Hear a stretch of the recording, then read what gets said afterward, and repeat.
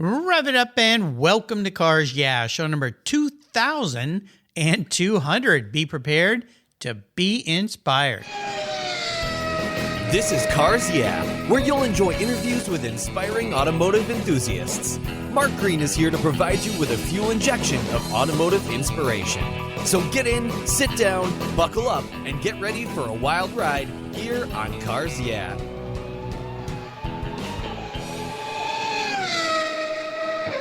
Hello, inspiring automotive enthusiasts, and welcome to Cars Yeah. Today I'm in Poughkeepsie, New York. I just love saying that. And with a very special guest by the name of Larry Trepel. Larry, welcome to Cars Yeah. Do you have it in gear? And are you ready to release the clutch?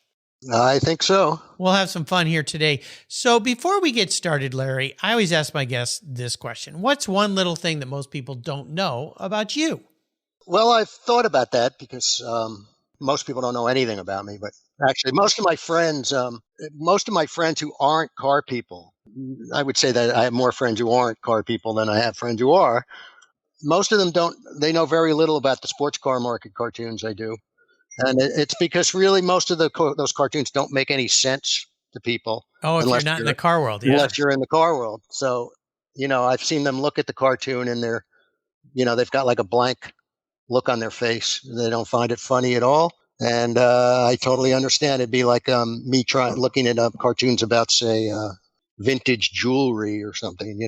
It's you really got to be. These are insider jokes now for the classic car world.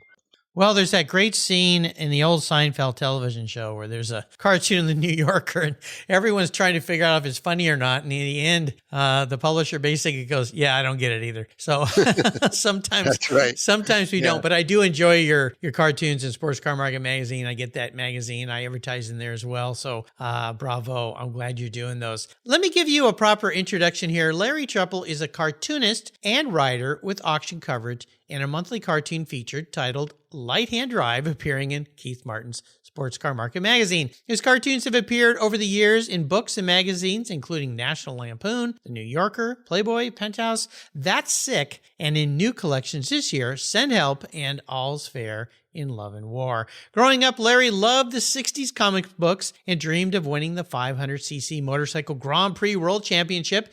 He raced his amateur events in an FZR 400 and stood on the podium at the legendary Bridgehampton Racecourse. He turned to his last cultural love, gag cartooning. He was able to occasionally publish cartoons over the years while eking out a living botching cars and motorcycle repairs. I think we get a flavor for what Larry's all about here. We'll be back in just a moment, but first a word from our sponsors, so please give them a little bit of love. They keep the fuel in the tanks here, and we'll be right back. I've enjoyed the quality and variety of Lloyd's floor mats for decades now, and I'm super excited to report that Lloyd's Mat Store is now part of the Covercraft family of products. Car care that protects the things that move you. Lloyd's floor mats are the ultimate in quality and fit with carpet mats, all-weather mats, velour tex, Berber, classic loop carpet, and they're proudly made in the USA. They're designed and sewn with the highest of quality and offer custom fitment for almost any vehicle. There's a wide variety of styles, fabrics, and colors to choose from, and hundreds of licensed logos as well. Protect your vehicle's factory carpets from moisture, dirt, mud, snow, slush, anything that Mother Nature can throw your way. All of your options are quality made, easy to clean, they secure to the floor, and they look oh so good. Check out Lloyd's Mat Store for a wide variety of styles, colors, and options for your vehicle today. And I've got a special deal for you. If you use the code CARSYEAH, CARSYEAH at LloydsMatStore.com, you'll get $10 off. Just use the code CARSYEAH at LLOYDMATSSTORE.com, LloydsMatStore.com, Covercraft and Lloyd's Mats, protecting the things that move you. I was talking with a buddy of mine the other day, and he asked me about American Collectors Insurance. He said, while I listen to you on Cars Yeah, you're always talking about agreed value collector car insurance. Well, I insure all my cars on my regular auto insurance policy, and I've done it for years. Why use a different company for my collector cars? I get a multi-car discount. Isn't that good enough? I suggested he call his carrier and ask how much he would get if his collector car was totaled or stolen. He called back and said, boy, that was a scary conversation. The value of my car wasn't even close to what it's really worth. Thank you for the education, Mark. So don't just hope for a fair claim settlement. Be certain and know exactly what you'll receive with an agreed value policy. American Collectors Insurance has been protecting enthusiasts since 1976. Give them a call today for your personal agreed value quote at 866-ACI-YEAH. That's 866-224-9324. Tell them you're a friend of Mark Green's at Cars Yeah. American Collectors Insurance, classic car insurance, designed by collectors for collectors, automotive enthusiasts just like you and me. That's American Collectors Insurance.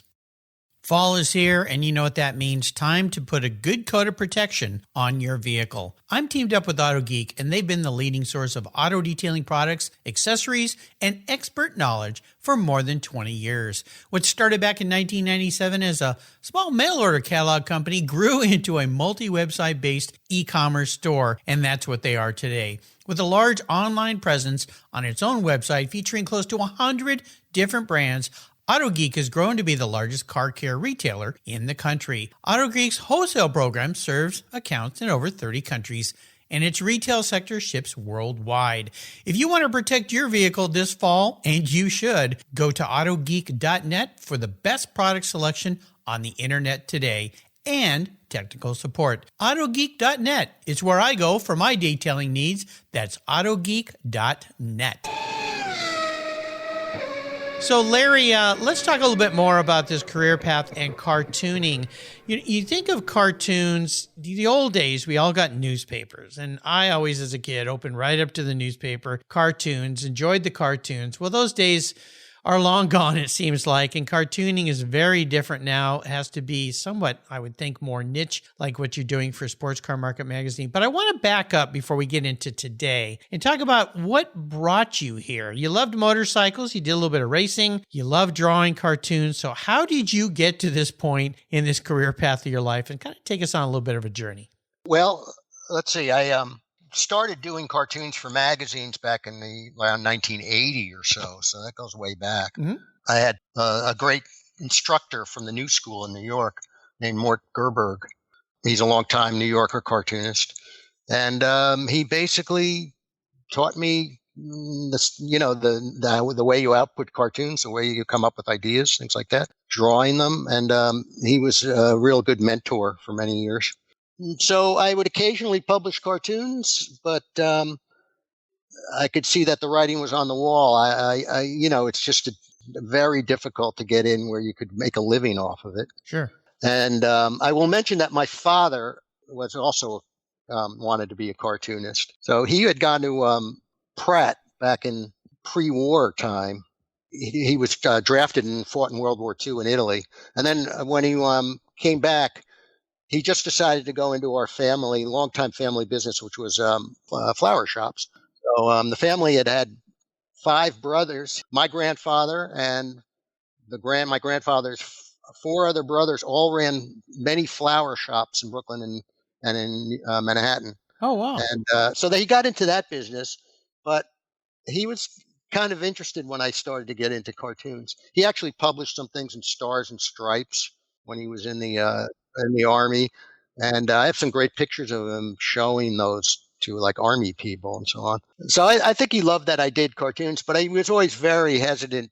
That I think he saw that I was not going to, that it's just almost it's 1 in a million people who can make a living doing that, and he was worried about it. So yeah. Anyway, I didn't listen to that. I went into advertising when I got out of college, mm-hmm. and then I quit because I just thought this is not fun. And that's when I kind of did my own education and went to the New School and learned more about cartooning. I did it. I first published around 1980, as I said, and and I just sporadically did it. My father was thrilled to see cartoons in magazines occasionally. Anyway, I could tell that I wasn't going to be able to do it and make a living at it. Some people just can think of more ideas. I sometimes come up with good ideas, but it also depends on your output. Like if you wanted to go into the New Yorker, they expect you to have maybe 10 or 15 ideas every week to show. I just don't come up with that many ideas. Some cartoonists do, some cartoonists don't. So I've sort of kind of buried my cartoon career for many years. I actually started I was still interested in cars, and started working for somebody back around 1990 doing being on the wholesale end of selling wheels.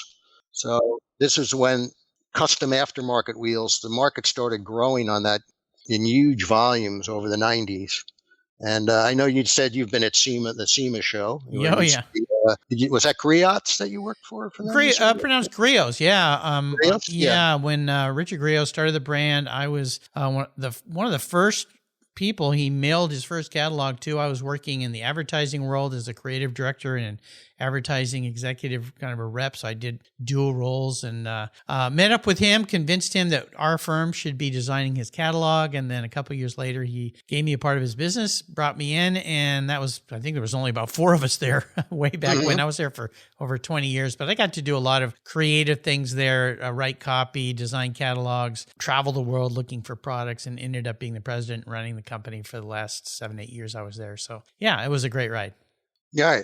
So I sort of went to see. I was at SEMA both as a buyer when I started my own like wholesale distribution company to sell wheels, and then I also worked at. I don't know if you might remember that the wheel industry had its own section. It was the biggest part of SEMA. Oh yeah, that long hall, 2-story hall with wheels and tires. The hall I used to call that the never-ending hall. You'd start walking and it just kept going and going and going, and then you'd go. You get to the end, you go, oh my gosh, now I got to go upstairs and walk back. Yeah, it really it was a major part of the aftermarket world, especially Still starting is. in like the mid and late 90s, and then into the 2000s. It really exploded with. Right. This had a bit to do with with the rise of rap music and large aftermarket wheels. Oh yeah.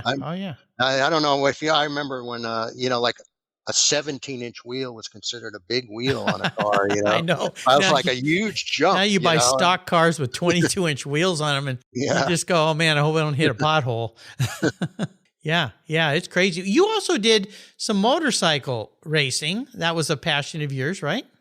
Yes, and I still do ride. I haven't gone in a couple of years because I haven't been able to travel I keep my bike down in North Carolina where my brother lives, and I have all my tools and all that stuff in the bike because I go to the tracks. I go to VIR in Virginia, and then there's Carolina Motorsports Park. I've done Road Atlanta, but I pretty much stay in those, in that region that's not too far from where my brother's based around in the Charlotte area.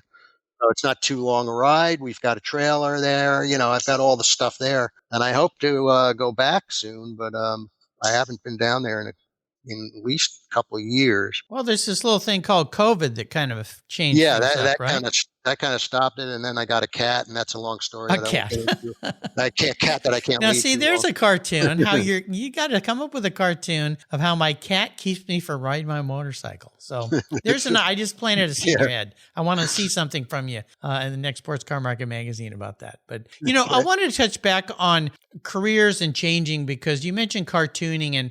You got to a point where you were doing some cartoons, and then now we've witnessed, not now, but in the last couple of years, really maybe longer back, that magazines are kind of waning off. Different kind of magazines are coming out. Newspapers, who buys a newspaper anymore? I don't know. My next door neighbor gets a newspaper and it's like 3 pages long. It's kind of a joke. So with cartooning today, are there people that you're seeing that are still successful? And if so, have they found a medium way to do this? And more importantly, obviously, if you're doing it for a living, you got to make money off of it. How are people doing it today? Or is it literally a disappearing art form? Yeah, well, I do think, unfortunately, it's narrowed down in the kind of options you have to do it. Mm-hmm. Of course, the New Yorker always was the dominant and the biggest goal for everybody. But even more so now, New Yorker is almost the last, there's hardly any magazines that use cartoons anymore, or the magazines themselves have disappeared. I did stuff for Playboy and Penthouse, so the little one sometimes, and obviously they're long gone.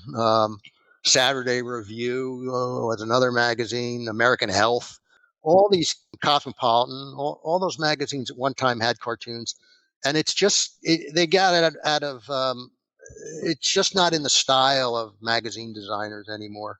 So there are both fewer magazines, and they're also perhaps just not. Cartoons seem like an old world thing to put in there. So the New Yorker is more dominant than ever in the cartoon world. And, I am just very happy that Sports Car Market decided to let me publish this cartoon every month, because it's a subject that I love and I know. And you really got to know what you're doing. You really got to be involved in something to make the cartoons. Oh, sure. Yeah. Last year, I was contacted by somebody who was starting another magazine. There's one already out, but he's starting a magazine about pickleball. Pickleball. Okay. Yeah. I don't know anything about pickleball. I guess it's like tennis, but smaller court with paddles. Yes, and it really exploded in the number of people who do it. And they were going to pay very well for cartoons, something like $1,500 a cartoon. So I sent in some. They had the person who was going to be the editor. And they were okay, but just to finish the pickleball thing, I realized I think they decided not to do that magazine, or they've put it on hold. But I realized, like, I have no interest in pickleball. So how many cartoons could I even do about it? None, really, So that ended my pickleball world, which I really don't care about. I understand. Well, it's like anything in life. You have to have a passion for it. You have to have some knowledge behind it for it to make sense. And I wanted to ask if there have been some influential or mentor type people in your life. And since we're talking about cartooning and what you do for Sports Car Market and your passion for cars, has there been somebody like that in your world? Yes. Well, early on when I went to the cartooning class at the New School, there was a cartoonist named Mort Gerberg. He was a New Yorker cartoonist. He taught there for a number of years, and he basically taught me how to do it, and the steps you take and all that. So I'm grateful to him. He was an excellent teacher, a good cartoonist. He's sort of retired now, but semi-retired. There's a movie the New Yorker put out a few years ago called Very Semi-Serious, and it was on HBO. And it was made in 2015, and it highlights a number of the cartoonists that are in the New Yorker, and it talks with the editor a lot. And, they portray Mort Gerberg as he's someone that knows he's towards the end of his career and isn't going to be used as much in the New Yorker. And that is, basically what happens. We go into this sort of a new generation comes into that. They now have a new editor and a whole new cast of cartoonists, basically. Some of the ones from my era are still in there, and they're excellent. And then you got like Roz Chast, is perhaps the most famous. Everybody knows her stuff. She's incredibly good. What were some of the lessons that Mort taught you? You said there was different categories or different parts of teaching cartooning. What were those? Well, he would teach you, like, you're basically a cartoon is a snapshot of a scene, so you sort of have to pick the right snapshot. If you show something that's a little too late or too early, then it doesn't make sense. So, he was very, very, very good at teaching the kind of angles or look that you want to give to the drawings. And then also, if it's a cartoon, not all cartoons have lines. I think some of the best cartoons are just images.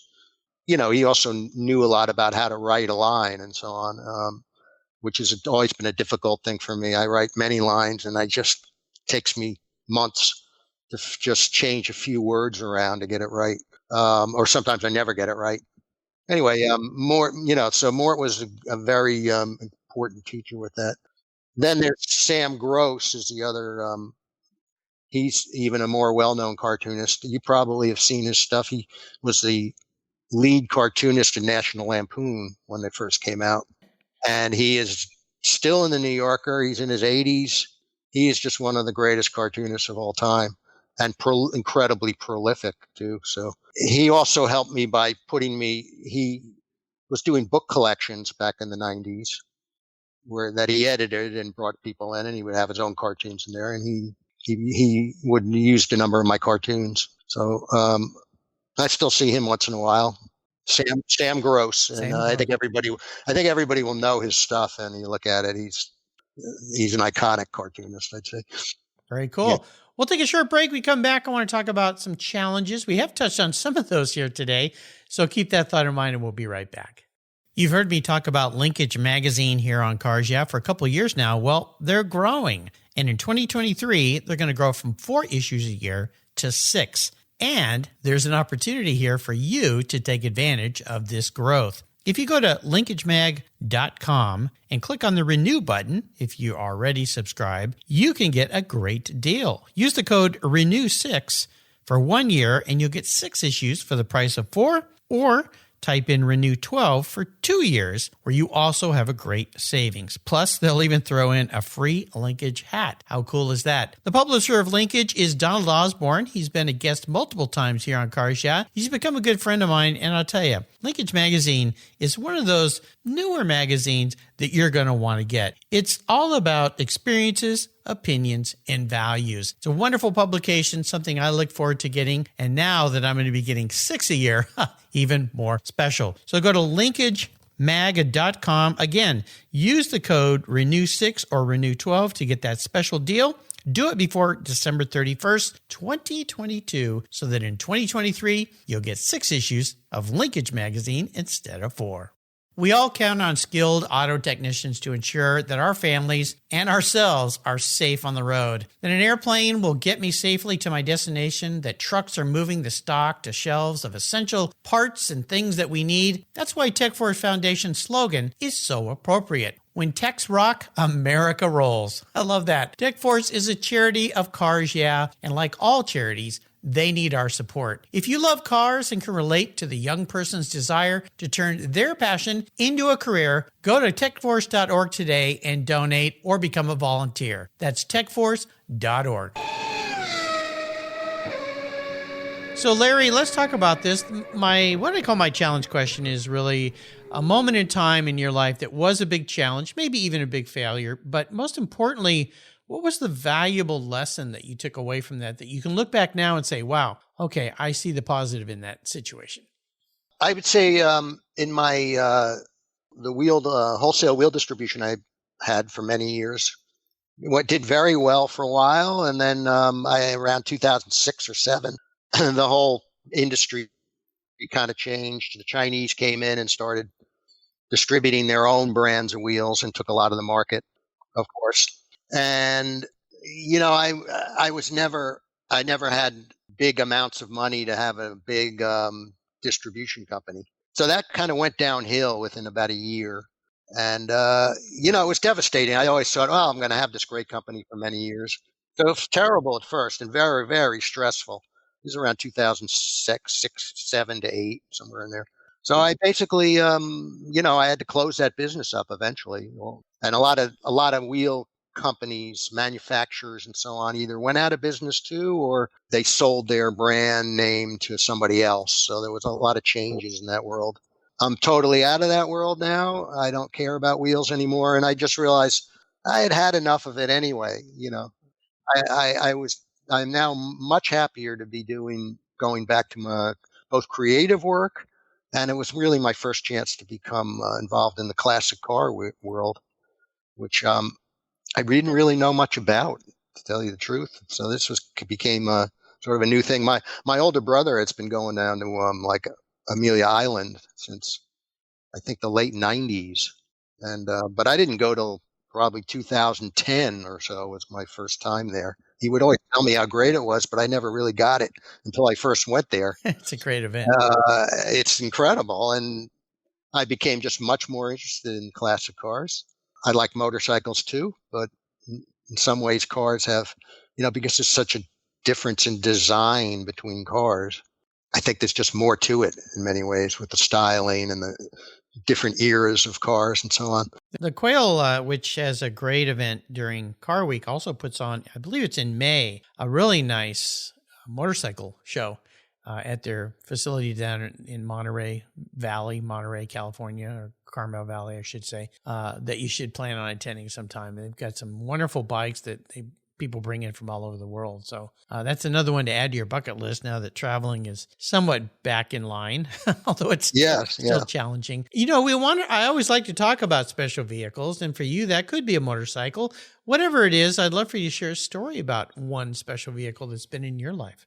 Well, in the car world, it absolutely, what happened was, my brother and I heard we heard from a restoration shop that we've had a long history with. The owner had told us that he heard that some guy in the Charlotte area has a Mercedes 230 SL that he can't drive anymore. He wants to sell. So we went, we looked at it, and we ended up buying it. And it was in fairly good condition, sort of a mediocre restoration had been done to it by him. But we did some further restoration, and we then found out, we were looking into the history of the car, and I don't know if you know, with Mercedes, they have these data cards that the factory made, and the car didn't have its data card. So I contacted Mercedes to get the data card, and when I got it, I saw that it was a very early car, number 279 or 249, I think, out of the first 230 SLs. So that's extraordinarily early. And then it turned out that this car, I looked on the data card, and in handwriting it said the name Karel de Beaufort. And I didn't know who it was. Most people won't know who it is in the U.S., but when I looked it up, it turned out he was a well-known Dutch race car driver. He'd had a good history racing cars in the 50s. And then in the 60s, he started Grand Prix racing in a Porsche, one of those Porsche 718s. And he actually owned this car, and we found photographs of him racing it in a hill climb, going up a hill climb in near his in Holland, and then pictures of it waiting to be shipped with his Porsche to the U.S., where he went. He did the Grand Prix races. He took it to Watkins Glen, and he brought the Mercedes along with him as just as a car to use while he's there. And then he went down to the Mexico Grand Prix. This is all in 1960.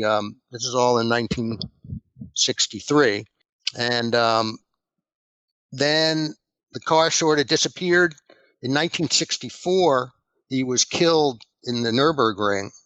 De Beaufort was killed at a Nürburgring accident in one of those Porsches. So I have researched his stuff. I learned everything about him from a young Dutch race driver instructor who was dedicated to him and has a big website about him. Anyway, this was the most extraordinary find. I think will never have something like that again. That this car was in the U.S. since we think of around 1970 or so, and nobody ever knew its history until we just learned about it then. So we decided we placed it at auction with Bonhams, and first we were going to do it at Amelia Island, but then we decided that it might do better shipped over to their Zoot auction that they hold in Belgium. Oh, sure. To be right next to Holland. Netherlands. We figured the Netherlands buyers would be the most interested. So we shipped it over there. Bonhams did a fantastic film of it racing up. I drove it up some hill climb in North Carolina. So that looked sort of like the history that it had, and they played the video in Bonhams. The car we had the big pictures up that he did, and it did all right. It did better than it would have in the U.S., but I was kind of disappointed in what it brought. And I think Bonhams went all out. It just didn't happen. And my Dutch friend told me that he said he would have bought it for more than we got at the auction. He said that generally they don't have, people just don't regularly buy cars in Holland on auctions. They do private sales and so on. Interesting. So, so I learned that at the wrong time. It was too late. But I think it was such a fun trip. And I got to go see, I don't know, in Zoot also has a fantastic gathering of cars during that auction. That's why they hold it there. And I'd never seen anything like it. The number of people involved in doing the road trips around there, they don't care if the cars get, mud on them. they're all through town. Thousands of people are watching them drive around through the city. It was fantastic. It was a great trip. It was fun to see my car go up at the Bonhams auction. That's the best. I'll never have another experience like that. That's for sure. Well, the great thing about Europeans, they tend to use their cars more than here, and they like to get out. If you just go to Goodwood and watch the vintage racing there compared to the U.S., I mean, overseas, it's serious racing. They're bumping fenders and doing all sorts of crazy things. So it's a different mindset, which is a bit refreshing that the cars get used as they should. I'm going to be a bit of a psychologist here and crawl into your mind. If you were manifest, reincarnated, excuse the pun, as a vehicle, what would you be and why? Well, let's see. I thought about that, and I think I would be an Alpha GTV. Okay, why is that? Both because I still like to ride my motorcycle, ride mountain bikes, so I feel like I still have that kind of life, crisp handling that the Alpha GTV has. But I'm developing that rust problem that Alphas usually get though too as I age. So I've got both the good and the bad about the Alpha GTV. So beautiful cars. I'm deteriorating, but I'm still handle well, I guess. I'm still there. Well, I'll send you a little Bondo. Fix some of those rusty spots. How about a great book that you'd like to share with our listeners today? Let's see. Well, I thought of two books, which one car-related one, and which was a very important book to me, was Zen and the Art of Motorcycle Maintenance. Oh, yeah, wonderful. Which I think that was an important book for many people back then. I don't know how popular it is still now, but it really, I was maybe 19 when I read that, and it both got me more interested in motorcycles and also just in the kind of ethics or kind of viewpoint that the writer had. So that's a big book. I also like Animal Liberation by Peter Singer, another big book for me. So this is a big part of my world. That one's not ever been recommended. Of course, Zen and the Art of Motorcycle Maintenance has, but what is that book about? Animal Liberation is just about the way, it was kind of an groundbreaking way of how to consider animals and the use of animals and the cruelty to animals, things like that. Okay. So this was, it's become a bigger growing issue over the years, but Peter Singer was really maybe the first to write a big book about it. And I think it affected many people who are my age now. And I've heard him speak at some of the gatherings in New York City outside. And anyway, I still have it in my little library along with many other books in that. And I'm involved in that's a big part of my world is the animal rights movement. So I'm going to take you, or I'm not going to take you, I'm going to enable you. That's a better way to say it. For what I call the ultimate drive. I'm going to provide you with any vehicle in the world. Park that in front of your apartment, your house, your garage. You can take it anywhere you'd like, and you can take anybody with you, even somebody from the past. So what does that ultimate drive look like for you, Larry? Well, let's see. My ultimate drive would be, I do have a Bugatti Veyron, but of course it's only a model, so I can't really buy that. Oh, I was going to say, what? Holy cow. Yeah. So we'll go back to my more normal car, which is a 93 Lexus. But if I had my choice of, cars, I might want to take I don't think I would take a supercar like that. I think I would like to have again, maybe an Alpha GTV. Okay.